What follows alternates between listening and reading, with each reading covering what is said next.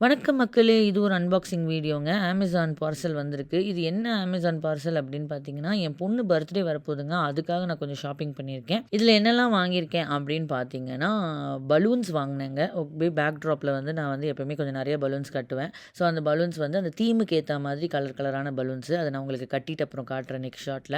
அதுக்கப்புறம் பார்த்தீங்கன்னா, கொஞ்சம் ரிட்டர்ன் கிஃப்ட்ஸ் பசங்களுக்கு, வர பசங்களுக்கு நான் 3 ரிட்டர்ன் கிஃப்ட்ஸ் வாங்கியிருக்கேன். ஸோ வந்து ஒண்ணு வந்து ஃபிட்ஜெட் டாய் மாரி உருட்டி உருட்டி விளையாடுறது. இன்னொன்னு வந்து பார்த்தீங்கன்னா, நோட் பேடு அப்புறம் பென்னு வாங்கியிருக்கேன். இது மஷ்ரூம் மாரி இருக்கு இல்லையா?